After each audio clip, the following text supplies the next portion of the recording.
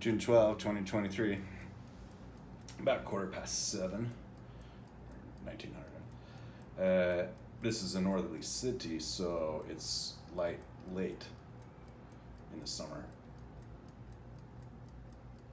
This is that the Earth rotates around the sun, and it rotates about its axis, and its axis is traditionally given as 23.5 degrees off of the zero degrees, or an axis perpendicular to its rotation as about the sun.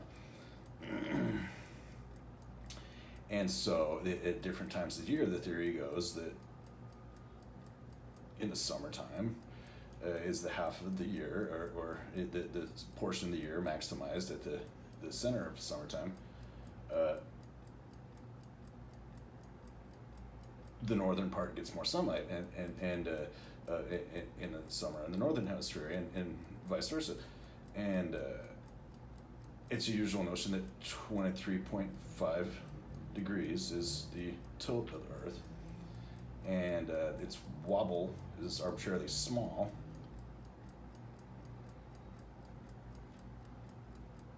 That's the theory. And also that its distance is, the orbit is an ellipse, is determined by Kepler and after Tycho Brahe and this kind of stuff.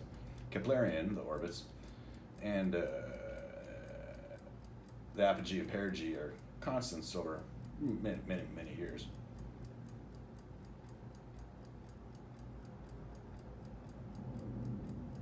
The theories of stellar pulsation, or what are arrived at via the theories of nuclear fusion and the convection and conduction and dynamics of the models of the region that's the Sol, the sun,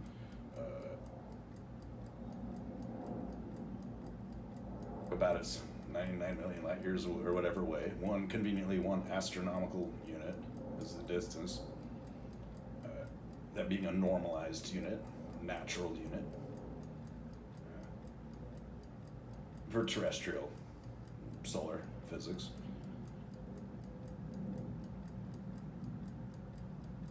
The surface of the sun is about 35,000 degrees centigrade or Kelvin. Best I heard. Well, anyways, this book of Gonzalez Velasco is kind of getting warmly appreciated for its introduction to the theory of Fourier analysis, Fourier's analysis in the heat equation, and also the history about what goes into the formalization and the rigor, and the construction of the various results and derivations, which result in a very standard approach where the standard is basically, working with only the delta epsilonic side, or what is that when it gets into the contrivances of the analysis, that it's built up about Cauchy-Weierstrass, and the fundamental theorems of calculus are usually arrived at via the intermediate value theorem, which basically establishes that there's a continuity, so that the derivative will exist between two values, that it's a midpoint theorem of sorts, that the average must exist between 2 points of values, no matter how arbitrarily contrived a continuous or curve drawn between them could be. It must at some point be the average of them. This is vis-a-vis something like Poincare's. One of Poincare's approaches is kind of thinking of this is that it's kind of like one of the aspects of the virial theorems, or hypotheses of small perturbations, or where there is basically to be figured that there's arbitrary small regions in innocent topology.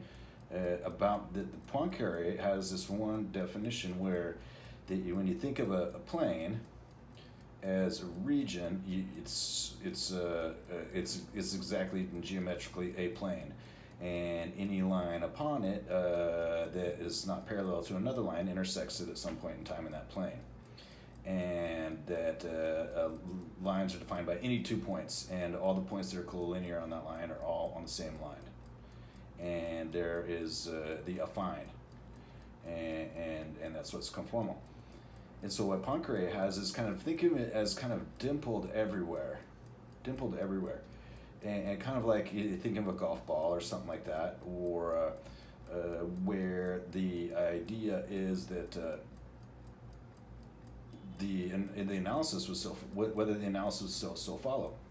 So it's kind of like a reflective dual or a complement in the model of that via after the affine in geometry, then in our analysis in these point sets, that is figured out that the intermediate value theorem, the IVT, holds up, so that the fundamental theorems of calculus bear out, so that it's implemented, for example, Riemann's integration, and in ways otherwise, that whatever can be established as a continuous domain can make it like so. But one notion of this Poincare's surface like so is about whether that essentially would have that between 2 points, that it's basically curvy and wavy everywhere.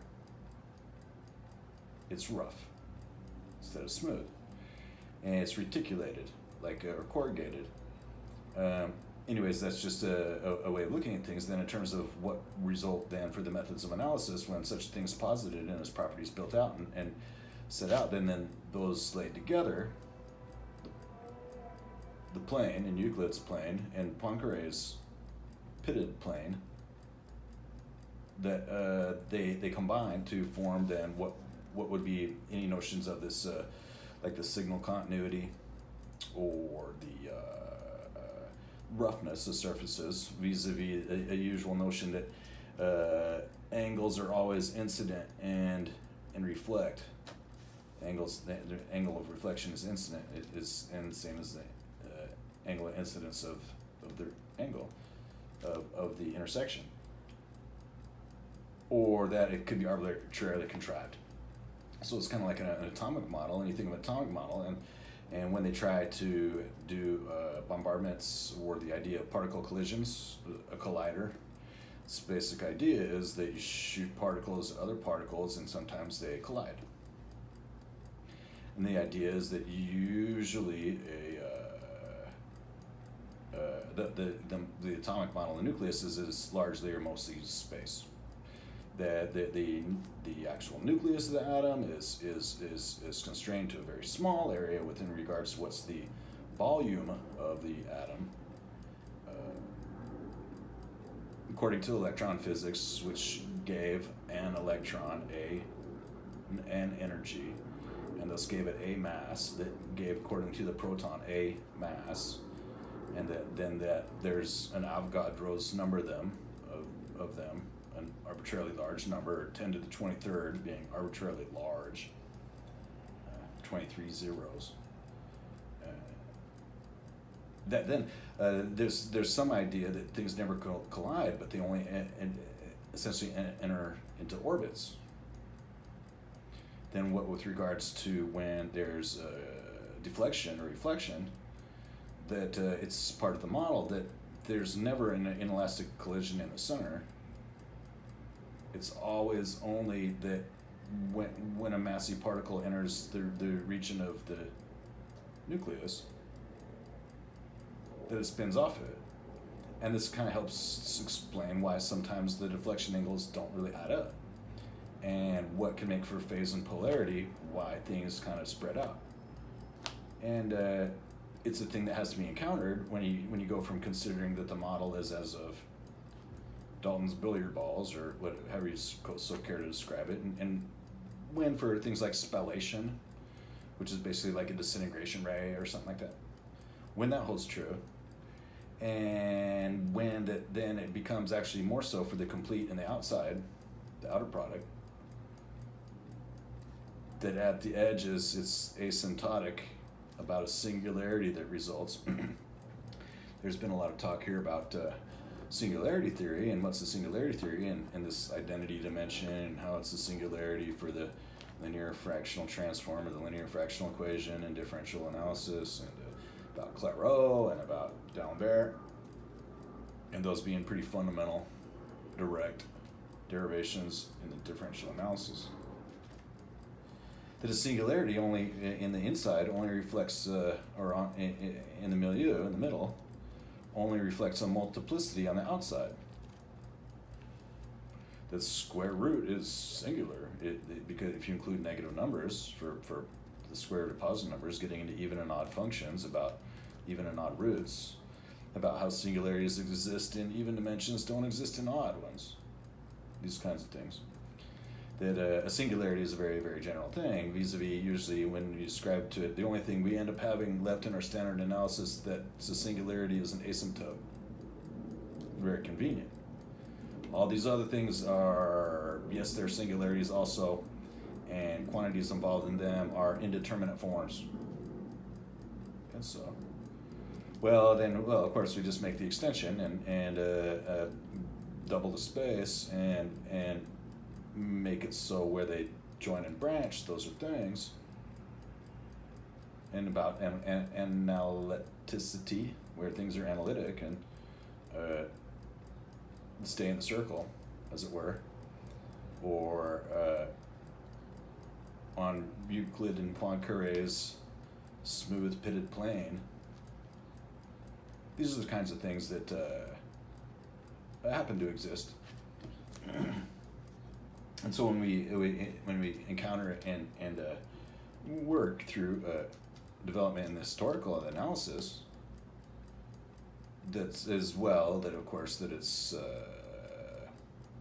practical and it's functional. It's sensible, fungible, and tractable, and so it makes for the applied, and particularly in that it has a message of its contents that can be relayed, and a formalization of its contents that can be writ out that make for that they can be validated, verified, seen true.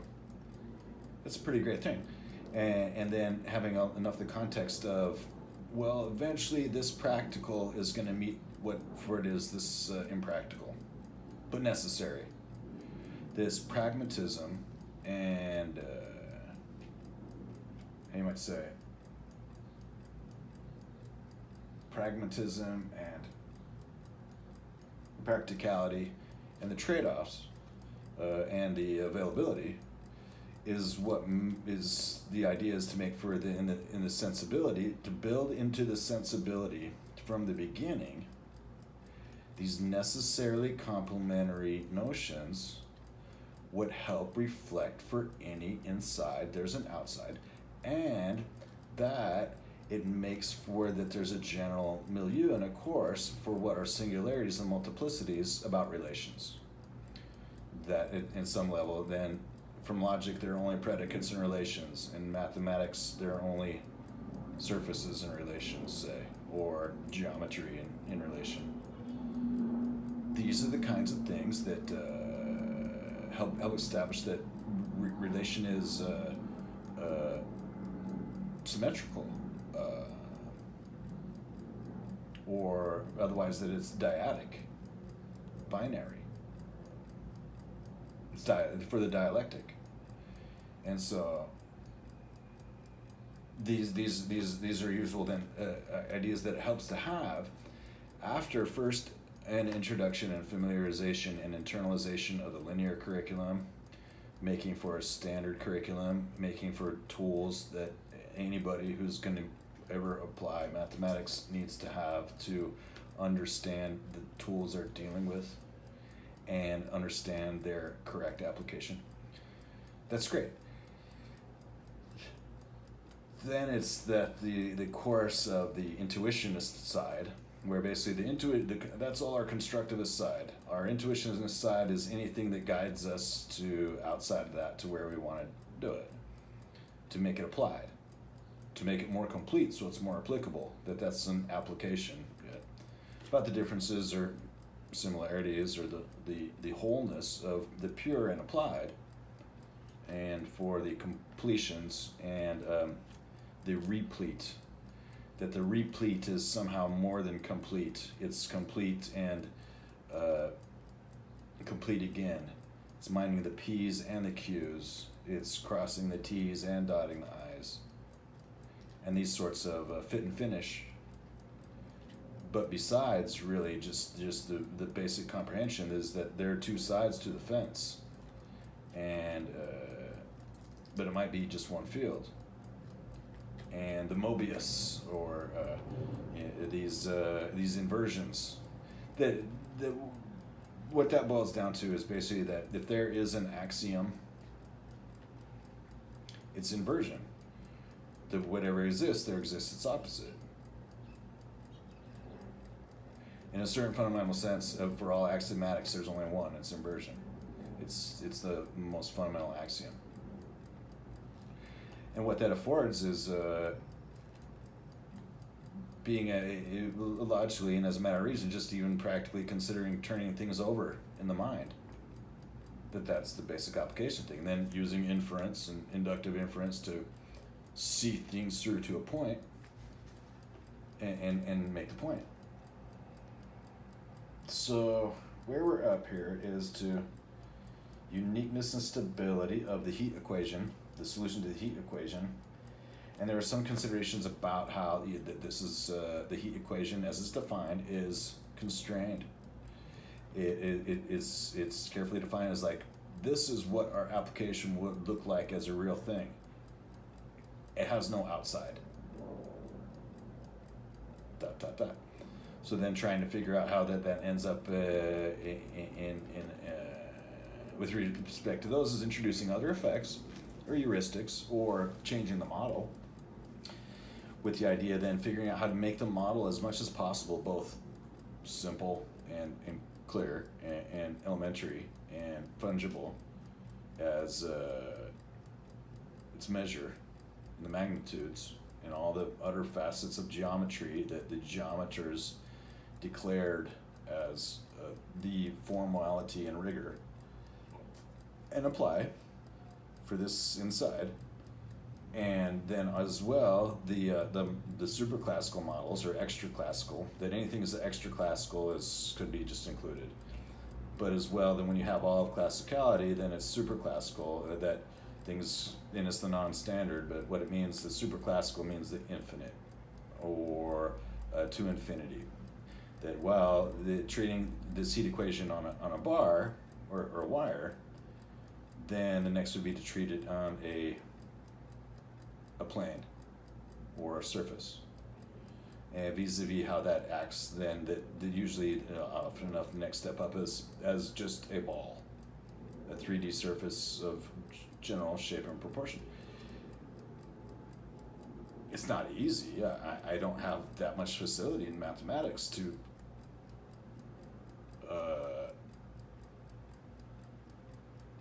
contrive a solving apparatus for an arbitrarily contrived setup. So I have to break it down into these elementary parts, which ends up being sensible, fungible, and tractable in these pieces, to then just pick and choose what things are pure and applied and how they are and aren't. That's why the whole approach of mathematics, to make it sensible and fungible and tractable to a person, or any other basic output of process,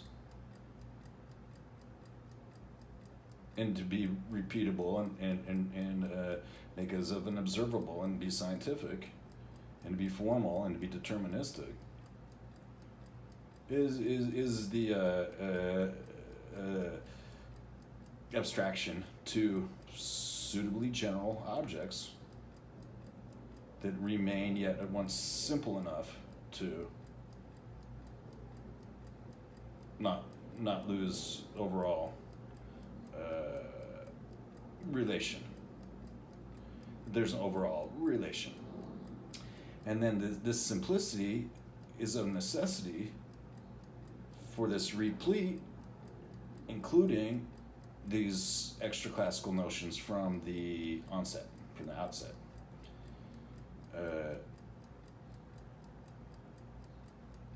To have that the logic is built up with these notions of the complementary duals, and about how alternate hypotheses can be picked up and put down without much work, because it's built into the theory, the consideration of that as the whole work of the theory. Not that the theory is the magic word, but that it's a practical working theory. So what it demands in some sense is figuring out the closures of things and also the openness of things. So that then it's figured out that there's basically a model where everything's always open, but that when that's worked out to extremis, and that's itself as its own closure, and these kinds of notions of the continuous inverse, the variable. What's that constant change? Even to these parables, which themselves are of no fungibility or tractability, but they're sensible and even vacuous tautologies, aphorisms of a sort, or parables, but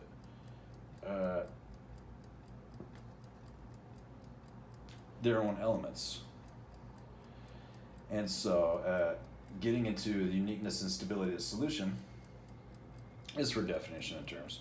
So uniqueness of the solution means that out of all the possible functions that could describe for this particular function and its inputs and outputs, and whether those is parameterized as scalars or otherwise quantitative, or whether they're implicit as functions themselves, this differential again, that it's a higher order differential system, or where, for example, it's implicit again, and what's implicit about the parameterization of the function is that it reduces inside the order of what's otherwise the rank or order in the differential system to a lower order, which is a very usual approach in finding what would be solutions. Here, the uniqueness of the solution is with regards to that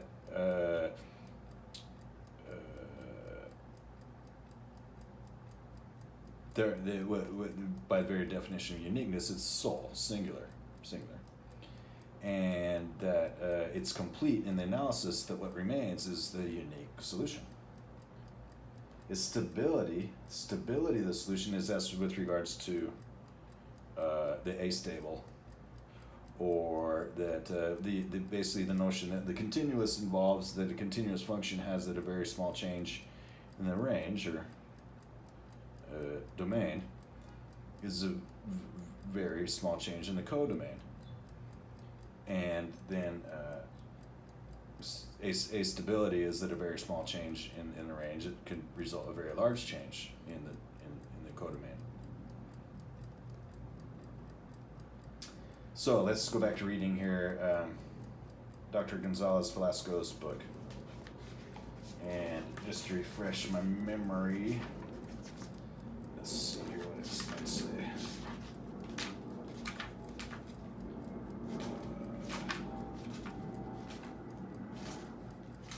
Just leafing through the appendix here, he gets into a bunch of different great things that are going to help get into the definitions of test and convergence criteria we're discussing. But getting back to reading from the book, having exhibited a solution to the boundary value problem, it remains in order to show that this problem is well posed in the sense of Hadamard, only to prove its uniqueness and stability or continuous dependence on initial values. These facts will be easily established from what is called the maximum principle, which is a mathematical expression of the fact that heat flows from a hotter to a cooler spot. Unless the temperature is the same at all points of the bar, it cannot be highest at a point x naught with 0 less than x naught less than a at time t naught greater than 0. If this were so, the temperature would have been increasing at x naught for some time prior to the instant t naught. But the heat necessary to increase this temperature must have come from at least one nearby point x naught equals x naught that was hotter at some point t less than t naught. In short, the temperature cannot be highest at x naught t naught. This was formally proved by Eugenio Ilya Levy in 1907. So we have a classical model where it's not continuously oscillating, and where it drops nobody knows. Round and round and round she goes. Where it drops nobody knows. This is the kind of thing that's established not to be the case here, because it's slowly, in the sense of defined by time steps, carries in. Theorem 3.4, the maximum principle for the heat equation. Let d and d bar be as those in 3.1, let t be an arbitrary positive number. And define the sets d sub t equals the sets of x and t and d, and t is less than or equal to t, big T, and d bar, big T, is xt, and d bar, t less than big T. And gamma, big T, equals d bar t minus d t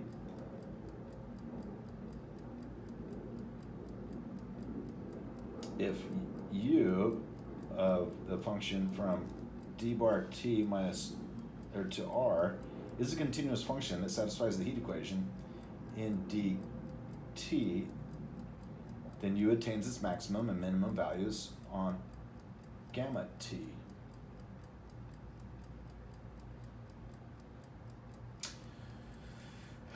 Reading proof, assume that u, a function from d bar t to r, is continuous, satisfies the heat equation on dt, has minimum value m at a point x naught t naught in dt, and that, contrary to what we wish to prove, its minimum value on gamma t is m greater than m, big M greater than m.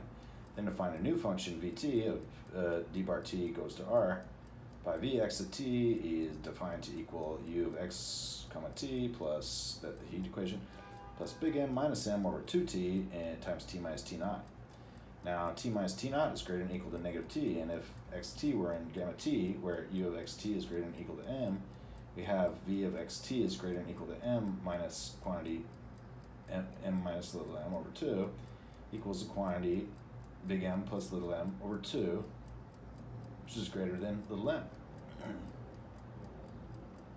While v of x naught t naught equals u of x naught t naught equals m. Hence, v also attains its minimum at a point x1 t1 and d sub t, but then vxx x1 t1 greater than or equal to 0, and vt x1 t1 is less than or equal to 0. There's a footnote that reads, and he goes on, but there's a footnote that reads, Weierstrass proved in his lectures at Berlin that a continuous function on a closed and bounded set has a maximum value and a minimum value on that set. Per proof CW Rudin, Principles of Mathematical Analysis, 76. In fact, Vt of x1 t1 equals 0 if t1 less than big T, but Vt x1 t1 can be negative if t1 equals t. This contradicts the fact that v sub t minus k v sub xx equals u sub t minus k u sub xx plus big M minus little m over 2 big T equals big M minus m over 2t. 2 big T is greater than 0 in d sub t, and we must conclude that u attains its minimum value on gamma t, or d sub t minus d bar sub t. For the same reasons, negative u attains its minimum value on gamma t, so that u attains its maximum value on gamma t, QED. So it's always nice to be able to work up either symmetry and reflection in the inverse and converse, and so at the end of a theorem and proving a case, it's proven via sign changes. And of course, the carriage of signs and the algebraic and the powers is a very great thing, and everybody's had to deal with it quite a bit. And it's one of those great things. Then, besides the sign error, then the other usual errors, or at least what I find in terms of relating things often in arrays and computer program models, is off by 1. Off by 1 is always an issue. Though sometimes it's meant to be, and it's on by 1. Now, my comment to this with respect to the outside and the intuitive is that when you have infinitely high orders of the functions, is the idea whether the nonlinear has that it's only the infinitely high orders that has the character. Now, this is quite contrived, and here we're dealing only with the C2 functions and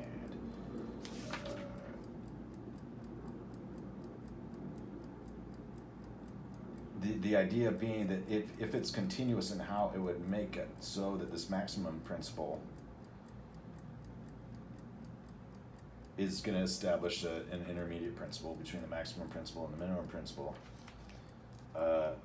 for establishing that the action has boundary in the continuum action is the outside intuitionistic is basically just the complement of the linear about it. Considering, for example, that if an arbitrarily high heat would just it would melt or destroy the wire. This wire has no melting point involved. But the idea of that if it's just an impulse and that it attains its minimum maximum is whether it would, for example, in terms of the energy that would tell whether it swells the bar with heat as it goes along, that it would first reach the end and then bounce back and make an oscillation to do this. So this just reflects on the talk last time about that the attenuative and dissipative always has a formal if zero, restitutive and oscillating part, and vice versa. So, or for example, there's a notion of Poincare's reticulated or corrugated or what, that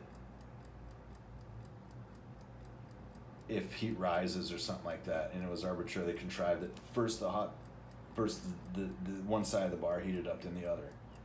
These are just similar types of things. They're about the hot points or what it could be. That those could be arbitrarily contrived in terms of a focus or whatever is otherwise different models than here, though, that is the heat equation and the quantities are and set up is like so. Again, any errors are my own, and I am careful as possible to always carefully maintain the full and yet unbroadened definition of the author's terms, while at the same time explicating wider context of the terms and including the definitions in those, and making clear when there are the dynamics in the definition. So, using the maximum principle, we can conclude the study of our BVP rather quickly. Theorem 3.5. The boundary value problem of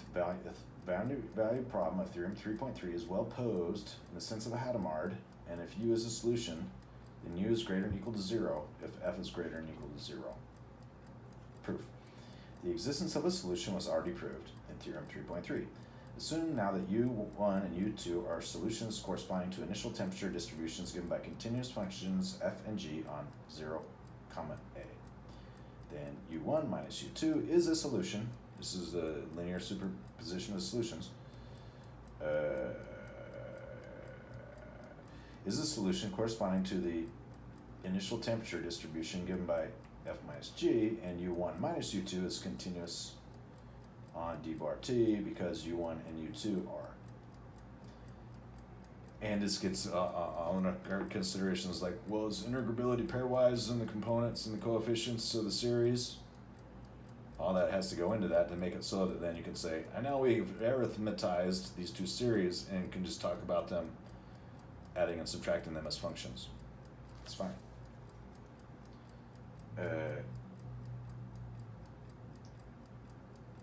Then if big M of f minus g denotes the maximum value of absolute value of f minus g on 0a, the fact that 0,1 minus 0,2 vanishes on the lines x equals 0 and x equals a, and the maximum principle imply that the absolute value of u sub 1 xt minus u sub 2 xt is less than or equal to this maximum of f minus g for all xt and d bar t. Since t is arbitrary, this shows that a small change in the initial values results in a small change in the solution. If f equals g on the same order, then u1 is on the same order of u2 for all xt and d bar t, and since t is arbitrary, this shows uniqueness of solutions. about that f minus g would be 0. Finally, if f is greater than or equal to 0, then the maximum principle and the fact that u vanishes on the lines x equals 0 and x equals a imply that the minimum value of u is 0 QED.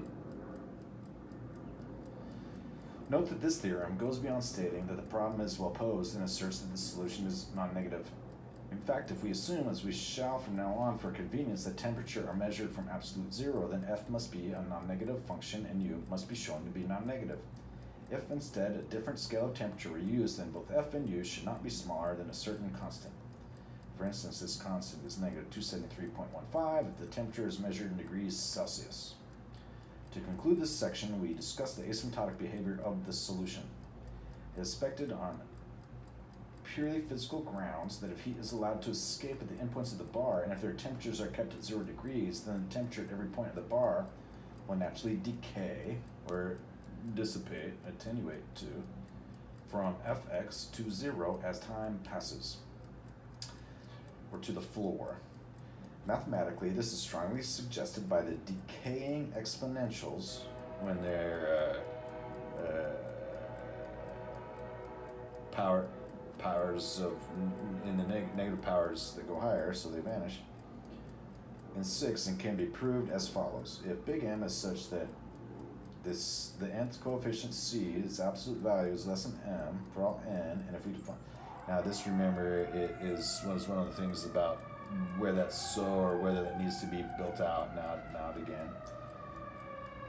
about the sufficiently wide region where it applies, and about the, recall the notion about Dirichlet function in the checkerboard is just kind of an example of these things. For all n, and if we define alpha equals pi squared k over a squared, and r equals e to the negative alpha t, we obtain the following bound for the nth term of 6, our formula. Absolute value of c sub n e to the negative n squared alpha t times sine of n pi over a x. This is less than big M. E to the negative n squared alpha t is less than or equal to big M e to the negative n alpha t, that equals big M r to the n.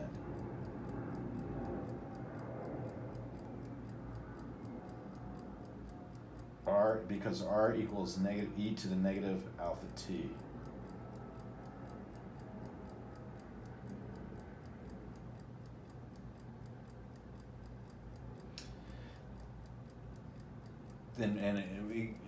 One of my ideas that I'm trying to use to keep a grip and get a fix is the identity dimension, or x equals y. And so I'm thinking about, well, what happens when x equals t? Well, they're different units. Well, what happens when a equals x? Yeah, that's the thing.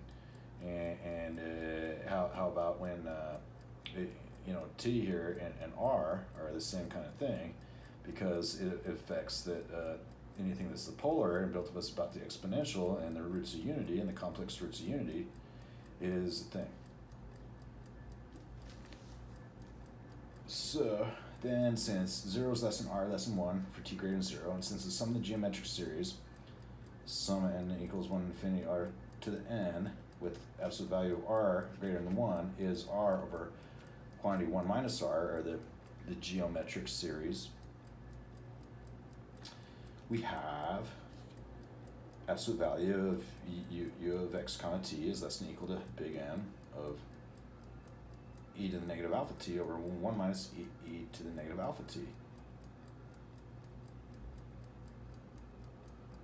Substituting back in e to the negative alpha t, where alpha is pi squared k over a squared. And so it's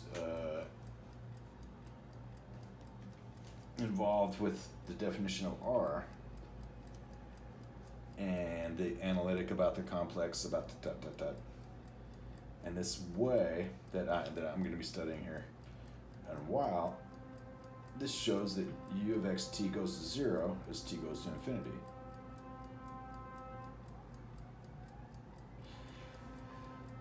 Moreover, the quotient at u of xt over e to the negative alpha t remains bounded as t goes to infinity.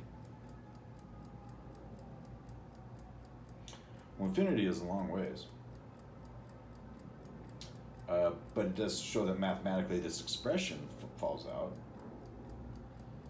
And he says, the problem that we have just solved provides the basis for the study of similar problems in which the boundary conditions are modified. In the remaining sections, we shall briefly indicate how the basic procedure should be altered to accommodate some of these changes. In some cases, this will lead to a complete solution, but in other cases, will lead to new, open mathematical problems that will be explored in Chapter 4. Open mathematical problems, those are things that people haven't figured out yet.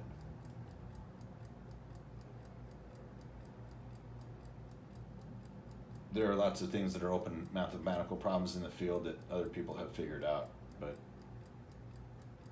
the field is not always current or leading edge, or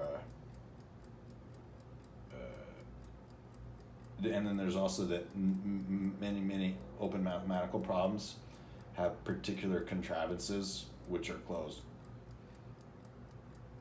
But still, it's very exciting to hear about open mathematical problems, because the idea is that if you can solve an open mathematical problem and make a completion for it in a closed form and close it, then you're a mathematician, and it's a good deal.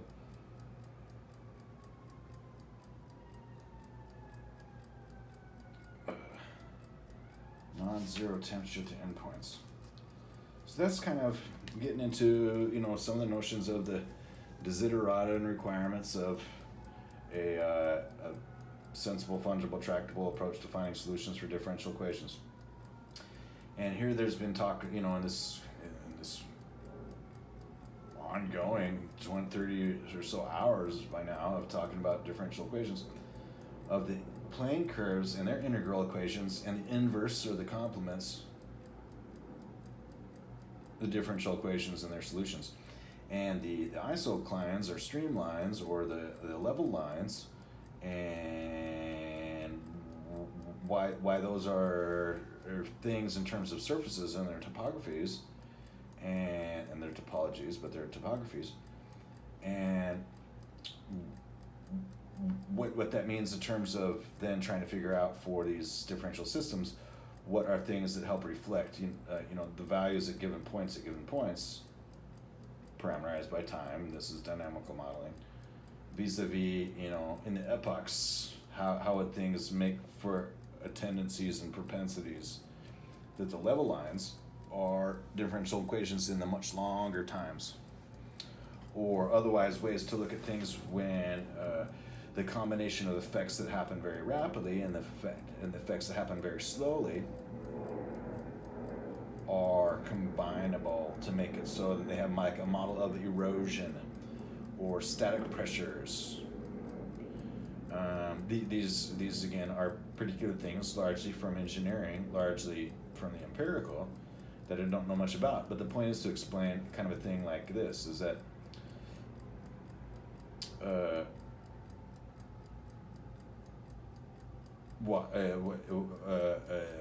erosion, for example, defines all of the geography of that's not volcanic in origin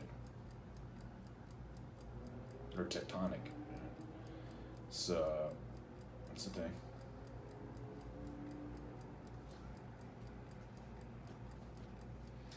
So here's another one of these university textbooks from a Fellows Library in Dugway, Utah, a Norman Abramson. Dugway, Utah is a place where one of the big industries is bombs. But anyways, functions of a complex variable with applications and rockets. And so this is by E.G. Phillips, M.A.M.Sc, Senior Lecturer in Mathematics in the University College of North Wales, Bangor, formerly Senior Scholar of Trinity College, Cambridge. And it was reprinted in 1958 from the 8th edition in 1957, from the first edition in 1940.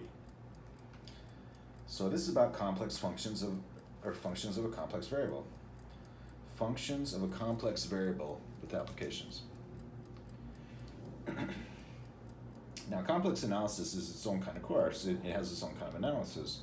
Kind of like Fourier analysis here is being set up about what goes on and going into establishing the theorems of convergence and so on, and about this infinite series, and it has to do with the periodic functions in terms of the power series, and that being usually about the geometric series or the exponential in that.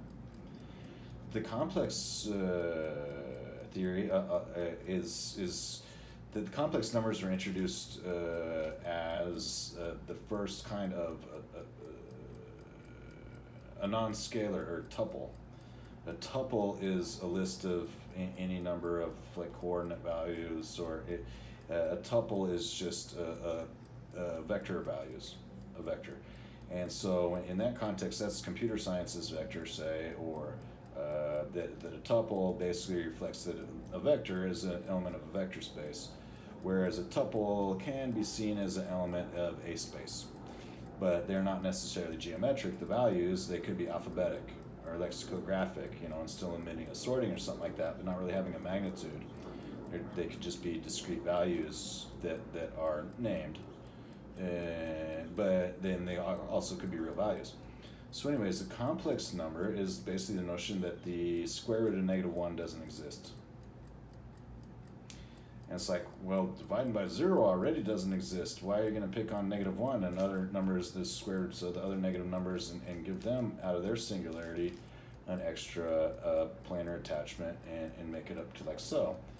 What about 0 and dividing by 0? If it's an undefined, not a number, or what would have been an inconsistent multiplicity, or what would have been indeterminate. Well, anyways, I is called imaginary, but it just reflects that I squared equals -1. And so to take the root of a negative number, it's just the root of the absolute value times I. And then a great thing about I is that I squared equals 1. And then there are all the infinite roots of unity. So the idea of the roots of unity is that a circle in a complex plane about 0 of unit radius, all those, that circle is pretty much everywhere an arbitrary power of value that, taking that I or anything on the unit circle in the complex plane to a given power, results 1. It's the roots of unity. And so the roots and powers and the singularity about unity there gets in a long thing. Now here, in this context, we've been talking about the roots of 0 and the roots of the identity function in a similar kind of milieu. So the idea is to figure out for this complex functions of complex variables and how it works out after Euler's e to the I pi equals 1, which is kind of contrived, and it picks a fix and makes a thing, and then Gauss's whole thing up after that, which made the Gaussian integrals, which becomes so relevant in a lot of different things, especially after probability, which is just rife with exponential functions in the normal curves. That it has complex analysis very central in the central limit theorem and all such apparatus. That the idea is to figure out what goes into making this analysis of the roots, and then for the roots and powers, that the rank of these systems is defined in terms of the order and the rank of the powers, that the roots are their extracts, and then about what makes it so for that some level line that it stands up like a principle, just like it was just talked in minimum maximum principle or the intermediate value theorem and intermediate values, about how to make it so that, for example, there's a way to make an extension so that at least one of the values of these multiplicities or multi-valued functions ends up being real. The whole point of imaginary numbers is to get back to real numbers in a lot of senses, while at the same time it's free to deal with these roots of unity as a thing. So anyways, complex numbers are introduced as a plus bi. A, the real part, plus b, the imaginary part, times I. And so it's just an xy plane. And so on the identity dimension, it would be x plus xi. And its square would be x squared plus 2x squared I minus x squared.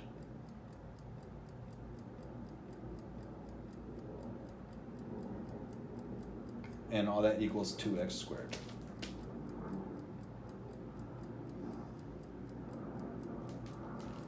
I'm going to have to think about that a little bit. Because it's taking a x plus xi and... I see what I've done. Because the identity dimension would almost be like 2xi. And so 2xi, or xi plus xi. That in the sense that the square of a value on the identity dimension would be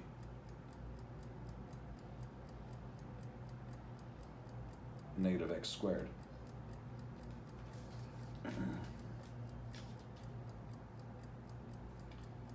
And so on for the even and odd and how that worked out. But then the idea of the identity dimension on the complex plane and x plus xi is to then on the one hand it's x plus xi quantity squared, and that it's also negative 2x squared. Anyways, I'll be getting to that some more. That's one of those things, and whether it's going to add up and out, it'll be kind of a thing. The idea being to figure out that defines a thing, and then if you can find some other thing that's so contrived and falls out by it, then they cancel down, and there's a whole new branch of complex analysis out in this identity dimension. So this book begins in the preface, and hopefully it'll explain what it intends to entail.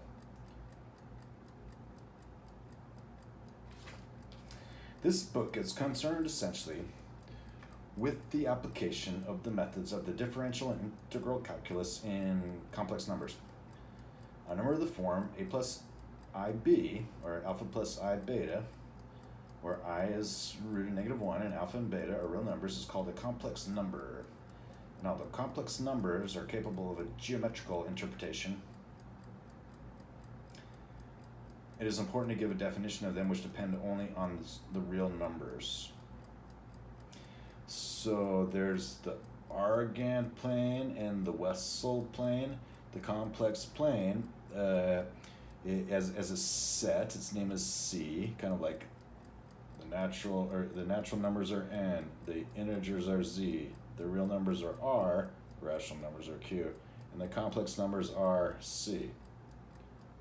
And the octonians are H, and the quaternions are, I forget.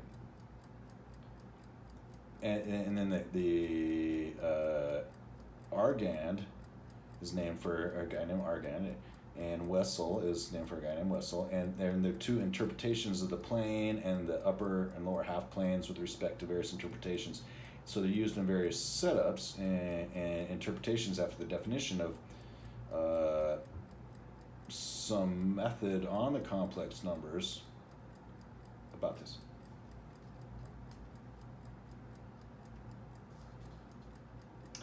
It is important to give a definition of them which depends only on real numbers.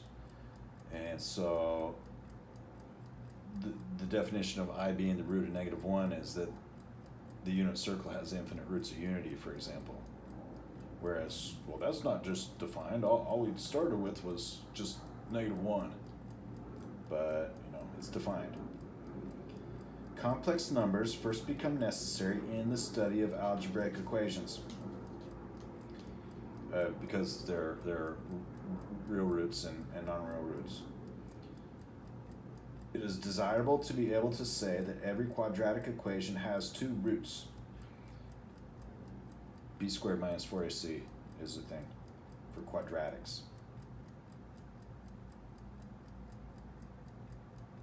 It is desirable to be able to say that every quadratic equation has two roots, and it's that every n-tic equation has n roots. Every cubic equation has three roots, and so on. If real numbers only are considered, the equation x squared plus 1 equals 0 has no roots, and x cubed minus 1 equals 0 has only 1.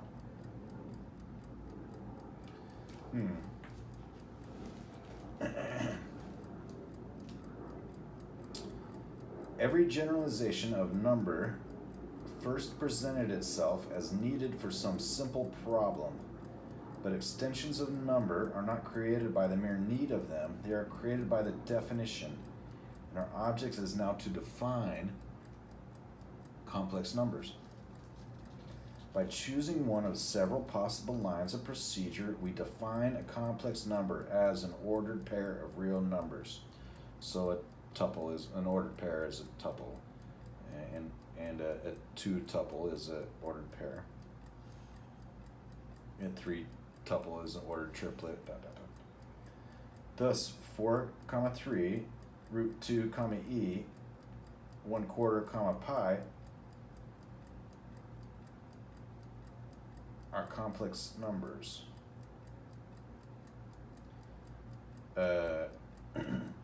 If we write z equals x, y, x is called the real part and y the imaginary part of the complex number z. Now, of course, any kind of comma list or tuple or vector is very widely used in any kind of variadic situation. So it's often let that complex numbers are their the sum, according to arithmetic, of their real and imaginary parts, with the imaginary part multiplied by I. But they can also be read off in this convention in their setting. The convention establishes what is the mode for the interpretation of the notation. Section 1. Subsection I. Two complex numbers are equal if and only if their real and imaginary parts are separately equal. The equation z equals z prime implies both x equals x prime and y equals y prime. A modulus of z written by absolute value of z is defined to be root of x squared plus y squared. So this is as via Pythagoras' theorem. The vectors of in x and y reflect two sides. The hypotenuse is so calculated. This results Pythagoras theorem. The absolute value, or it's the same as sign or notation is for the absolute value, the magnitude. It's the length of the vector drawn by this on the complex plane. It follows immediately from the definition that modulus z equals 0 if and only if x equals 0 and y equals 0. So I would call that magnitude z.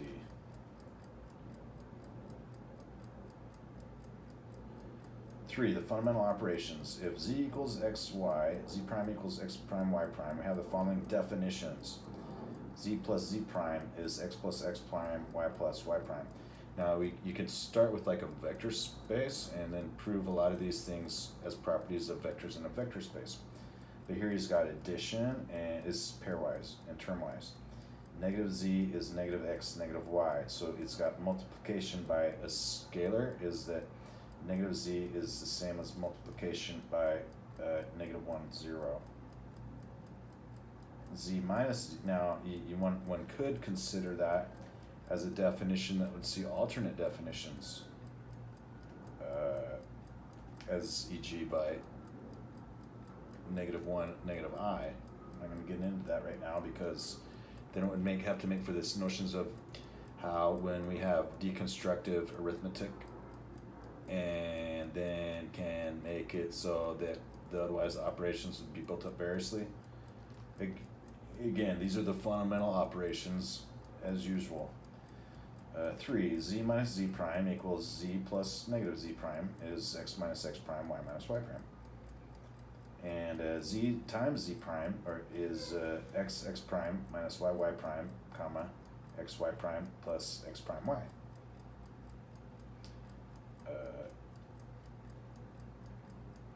That reflecting similarly to the discussion of the identity dimension, what's the product?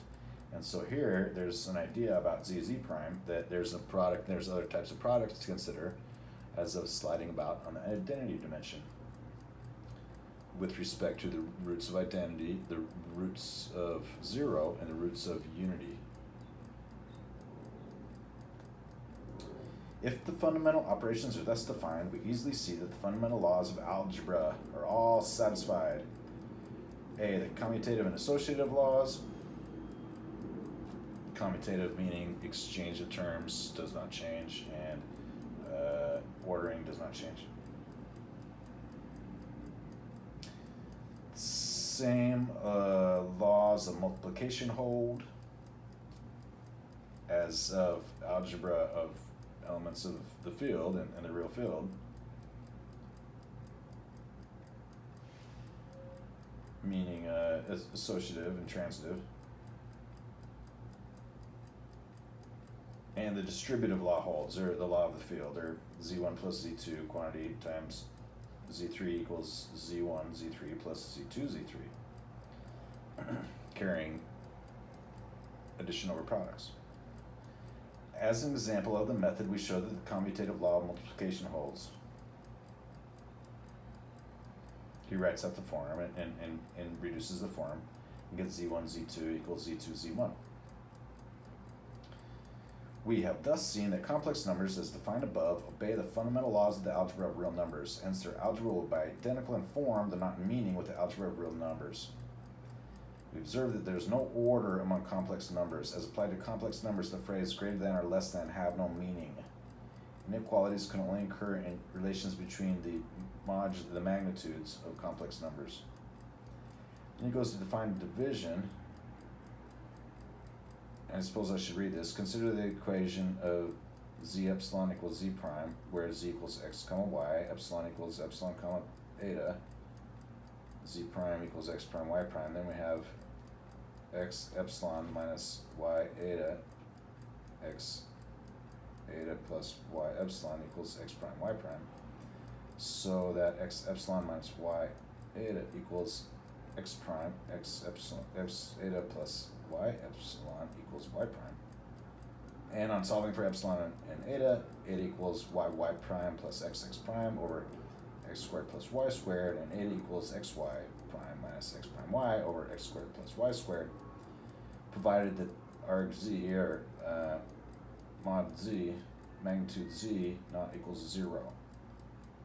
Hence, if we have magnitude z equals 0, there's a unique solution.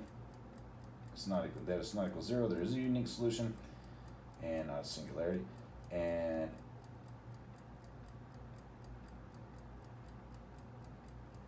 zeta equals eta, or epsilon eta is the quotient of z prime over z.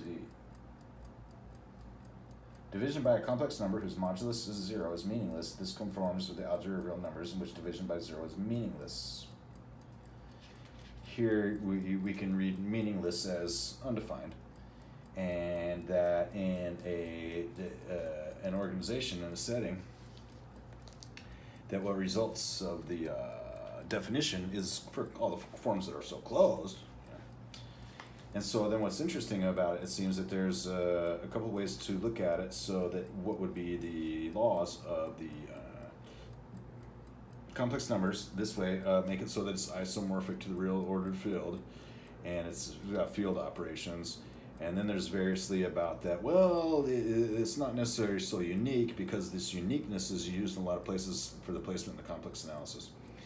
And so if we get to the point where it's so established that, yeah, everybody was shown that it's unique, that the The real complete ordered field is unique up to isomorphism, including the complex numbers, and that's it, and that's the end, and that's the last field of the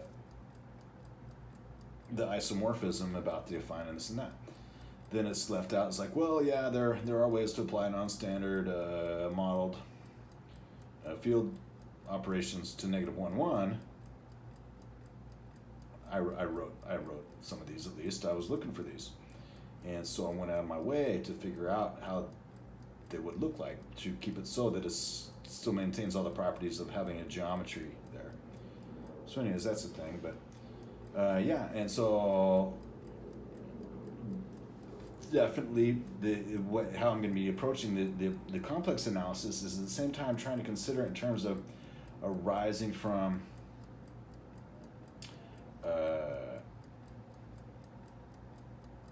the roots of unity and the roots of zero and the roots of identity, this function, to help it make it so that then in a similar kind of manner is to be figured out how to make more analytical treatments that make for some new ways to approach various usual simple closed problems, and then to just define very really simple setups and show how that makes solutions in usual applications of physics. I got this great little book the other day. It's called something like 200 Solved Problems in Physics. And so it's got all kinds of setups, and it's for like story problems and their solutions. I'll be getting to that some more at some point. But for now, it'll be complex numbers for a while. Vis-a-vis LA Cartan, reflections, rotations, the hypercomplex numbers, the quaternions, the octonians, the Grassmannians, and otherwise all the extensions that have been found to be fruitful, and the reflections and rotations after LA Cartan and the complex numbers. And also a deconstructive account of the analysis of Euler and Gauss to arrive at what has gone into Fourier style and the usual development of the analysis and the differential analysis. And for example, is about Euclid and Poincare. All right then. Hey, have a great day.